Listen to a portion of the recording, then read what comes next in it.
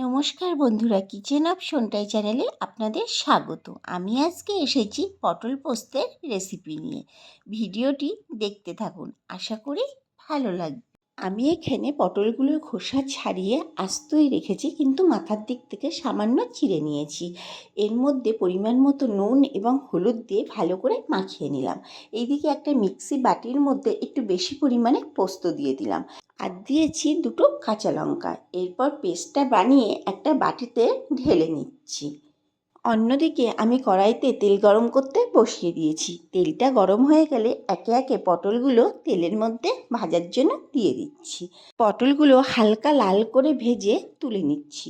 ওই তেলের মধ্যেই কালো জিরে এবং শুকনো লঙ্কা ফোড়ন দিয়ে বেটে রাখা পোস্তের পেস্টটা দিয়ে দিলাম। এর মধ্যে পরিমাণ মতো নুন এবং হলুদ দিয়ে ভালো করে কষিয়ে নিচ্ছি। গ্যাসটাকে লো ফ্লেমে রেখে আমি 10 মিনিট মতো কষিয়ে নিয়েছি। এখন পোস্ত থেকে তেল ছেড়ে গেছে। এখন পরিমাণ মতো জল দিয়ে দেব। এখন আমি কড়াইটাকে 5 মিনিটের জন্য ঢেকে দিচ্ছি। ঝোলটা ফুটে উঠলে ভেজে রাখা পটলগুলো আমি ঝোলের মধ্যে দিয়ে দিলাম। পটলগুলো দিয়ে ঝোলটা ফুটে ওঠা অবধি অপেক্ষা করব। উপর থেকে দিয়ে দিলাম 4টে চেরা কাঁচা লঙ্কা। এবার আবারও কিছুক্ষণের জন্য কড়াইটাকে ঢেকে দেব।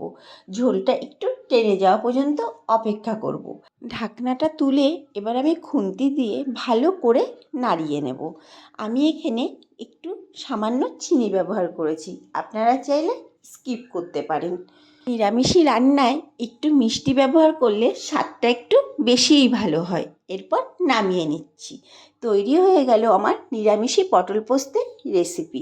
নিরামিষের দিনে দুপুরে ভাতের সাথে এই রেসিপিটি হলে জমে যাবে। বাড়িতে তৈরি করে দেখবেন, আশা করি ভালো লাগবে। ভিডিওটি যদি ভালো লেগে থাকে একটা লাইক, শেয়ার এবং চ্যানেলটিকে সাবস্ক্রাইব করে পাশে থাকার জন্য অনুরোধ জানাচ্ছি। আর ফেসবুক পেজ থেকে যদি দেখে থাকেন, পেজটিকে ফলো করে দেওয়ারও অনুরোধ রাখলাম।